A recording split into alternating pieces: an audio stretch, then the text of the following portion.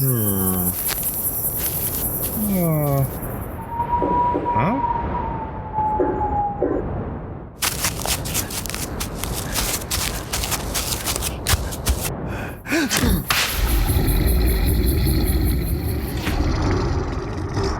You're listening to Cryptid Clues, featuring your hosts, Taylor Field and Ruben Olson.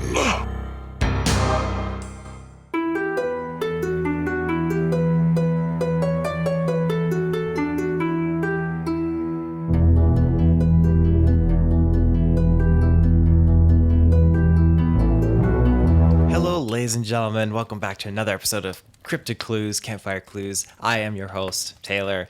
Got a very interesting topic today. We're going to be diving into Pennsylvania, lay of the land, and the cryptids associated with it.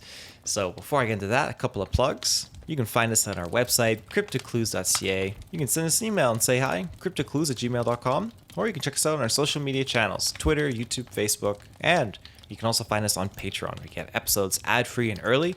Our next episode dropping on the Monday is available on the Patreon feed now, with me and Ruben diving into the giants of the world and the kind of the bones and everything like that. It's a good time, good discussion. But without further ado, let us get into Pennsylvania and the mysteriousness that is kind of attached and associated with this state.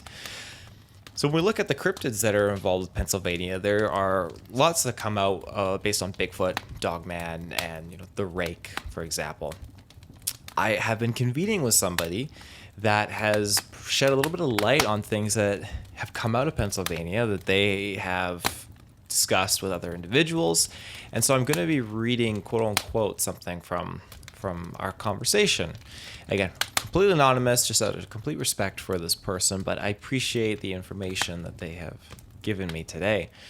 So, without further ado, quote unquote, there's a huge section of western Pennsylvania with nothing but mountains, forest, and a few campgrounds and hiking trails, mostly to the outside.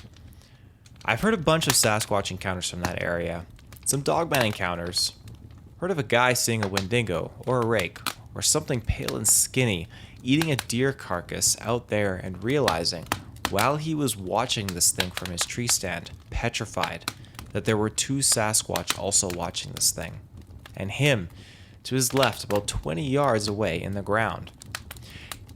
He pissed himself and passed out.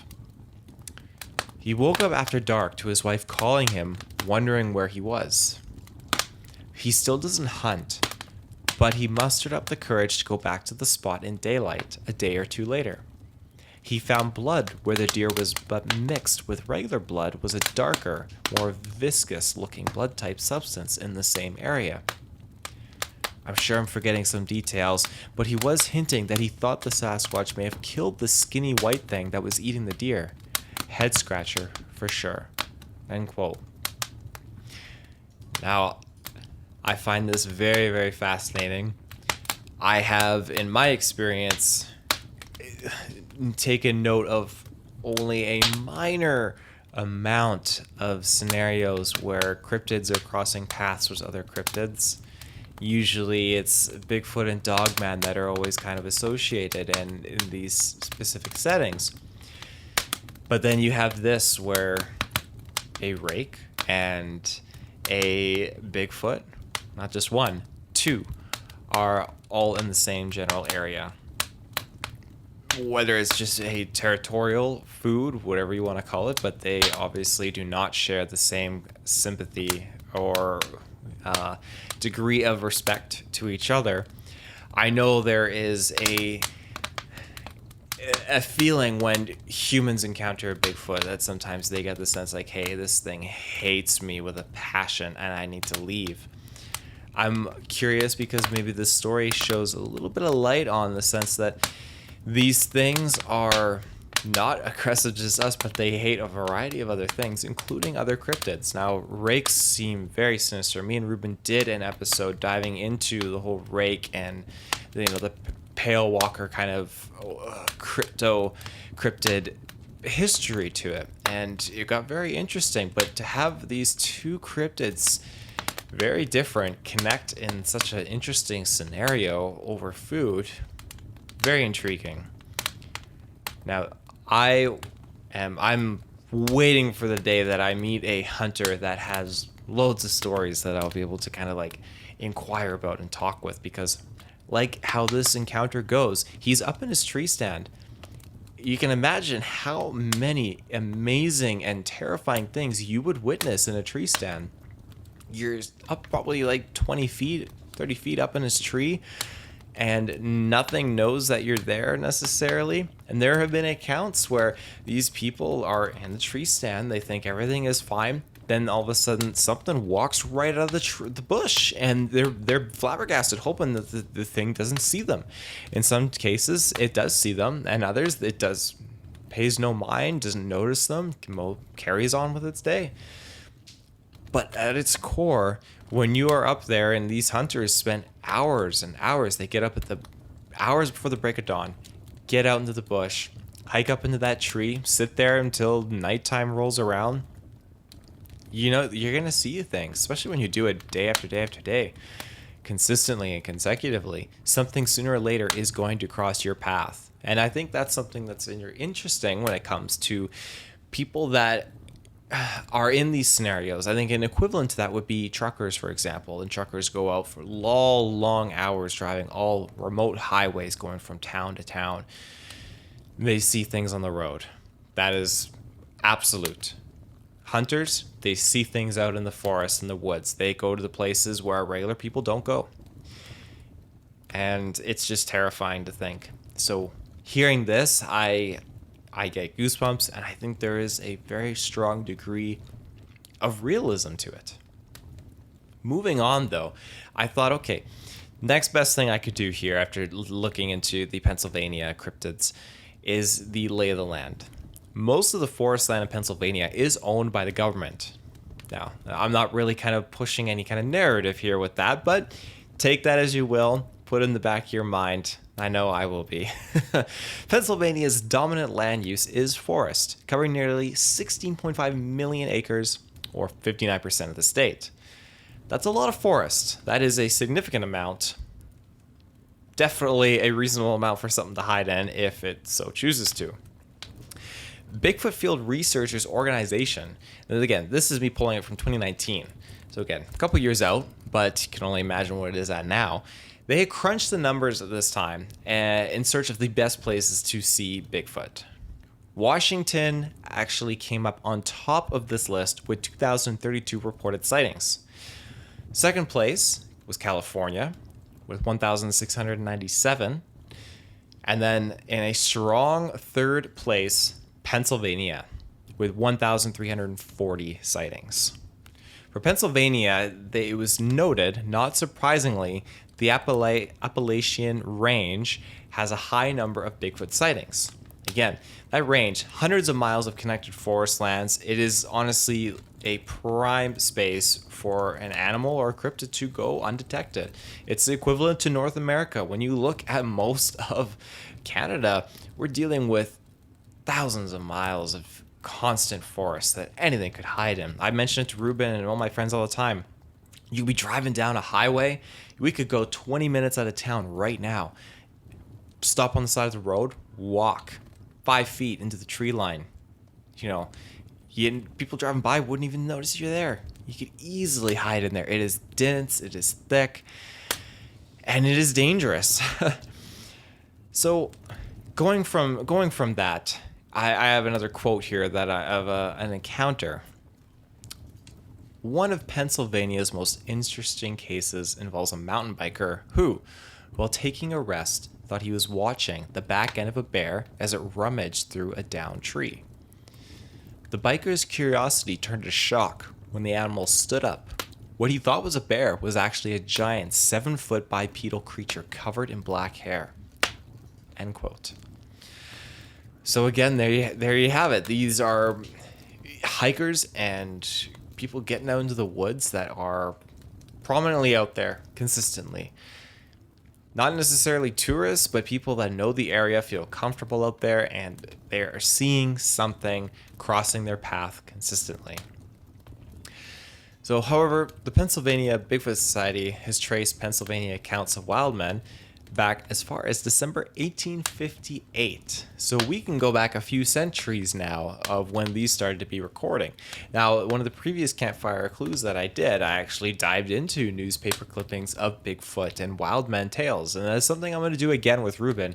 I'm actually looking forward to when I can read off some of those to him and just kind of get his opinion and reaction to it, because there is some crazy ones and there is so many more that I didn't even touch upon in that episode, which I'm very much looking forward to getting into with Ruben. So continuing on from that, I'm just going to jump to one quick ad break and then I'll be right back. And we're back. So for many years, the residents of Carbondale, Pennsylvania, have reported some bizarre sightings of a white Bigfoot. Now, for those of you that don't know, Carbondale is a small city that was the site of actually the first underground mine in the United States.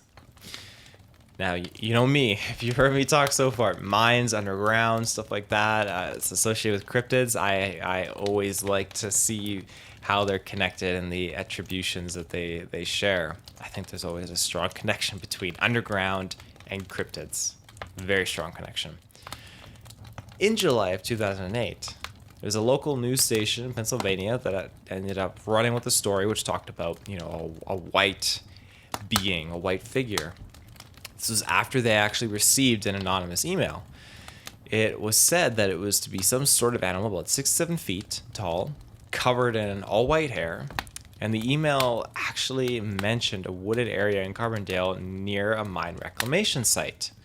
And for those of you that don't know, a mine reclamation is a process of restoring the land that has been mined to an economically usable condition. So in 2010, people began to report sightings of a white Bigfoot. They kind of labeled it more as being like a juvenile in Carbondale, Pennsylvania, but nonetheless, it was a white-haired Bigfoot. Homeowners actually began to hear noises and disturbances in the woods. In one case, an unidentified man had witnessed this movement of one of these cryptids in his backyard. He was actually able to capture some crazy video footage of this cryptid. And for 1 full second, the man actually films the large white creature that looks just like what a Bigfoot would. In the video, as the man's camera kind of hits the creature's face, it quickly moves away. Over the internet, the video is said to display some bizarre fat features and factors. Many people kind of honed in. It's kind of like the patty footage. You get that, you slow it down, you break it apart. You look at every little thing that is kind of quirky or different in this footage. For starters, the animal's body proportions are extremely large. We can attribute that to the patty footage. It's not easily faked. The creature holds a defined brow ridge, a very coned head, a hooded nose. The shoulders are extremely high, and the arms are long. Again, this entity is very fast, very mobile. Now, while the creature does have white fur on its head and very, tiny ears, most importantly, this video shows the object's face contorting as it runs away, which suggests that it may not be a mask. That is a huge thing that I would also relate to the patty footage. When you have it walking out into the distance, away from the filmers, Patterson and Gimlin, it's fascinating to hone in on the legs when you can see, hey, this looks like muscle kind of under the hair contorting as the leg is moving and the figure is walking away. And now you have footage here of a close-up of this creature's face doing the same thing, making these facial contortions that you can't do with a mask unless it's robotic and it's animated. 2008 is not a long time ago, but I wouldn't put a lot of money on the technology and what the gains would be necessarily for a man who remains mostly anonymous to, paying thousands of dollars for an animatronic mask just to make the case. If you want, you can YouTube White Pennsylvania Bigfoot, and you can actually see the footage for yourself. And I'd be curious if you were to watch this and dissect it, to send us an email and let me know what you think of such a thing. think there is a lot of mystery surrounding this kind of area of Pennsylvania. It seems like this area and the state is heavy on the cryptid front. Again, not just with Bigfoot, but especially with Dogman as well. Having hit that top 3 tier of Bigfoot sightings is very, very crazy. And I'm curious what other Bigfoot sightings that I will be able to find kind of coming out of Pennsylvania. Especially, again, we're looking at 2 centuries of sightings that are kind of been spurring up. And it only gets more frequent the closer to modern day you get. There's more and more people branching out into the woods and more people going out hiking and checking out trails and camping. So naturally, you're going to run into these things. I think it's important to remember the dynamic as well, that while we go into some of their territory, they're going into other cryptid territory as well. You're dealing with a rake and a Bigfoot and a Dogman and who knows what else all in this at the same time. There are lots of forests and miles and miles of unexplored terrain out there, especially in the Appalachian Mountains. As I said earlier, it's a great location for something to hide, and it just fills my mind with wonder of like how much space do these things have and how territorial are they? Was it really the rake's decision of killing this deer and eating this carcass that triggered these Bigfoot? There were 2 Bigfoot. There's probably another one. That's something, again, I talked to Ruben with off-cast. Like, hey, if you see that one Bigfoot, it's the ones that you don't see that are the ones that you should be worried about. And that always seems to be prominent, again, in these other accounts that people have. They'll see the one Bigfoot, and then all of a sudden, it's the one that's right behind them or right next to them that catches them off guard. Like, holy crap, you were there the whole time. Obviously, this rake didn't give a flying hoot that it was being approached, but it didn't look good, especially if this guy came back a day later and found biological evidence that something was also axed here. So these things, whatever they are clearly very aggressive and not friendly towards other cryptids at this point. But then again, there are instances where I've heard of where a Dogman and a Bigfoot have been seen together and they're compliant. It's just a mystery that I don't know if I'll ever be able to crack in my lifetime, because I'm not on par with some of the more hardcore researchers out there, but I hope to eventually learn and find that truth, because that's fascinating. It is truly fascinating. But that is all I got today for this episode of Campfire Clues. So I hope you enjoyed it. I hope I was able to kind of make your Friday evening today with a couple little accounts and some little bit of information. But we will be back on Monday. These are main episodes when they drop on the main feed. Me and Ruben, again, we'll be talking about giants from around the world. It's a very good episode. It was a lot of fun. So until next time, again, you can find us at CryptidClues.ca. You can send us an email if you have an account you want to share or just talk with us, CryptidClues@gmail.com. And you can also find us on our social media channels, and you can get content ad-free early on our Patreon. So until next time, ladies and gentlemen, stay safe, and we'll see you soon.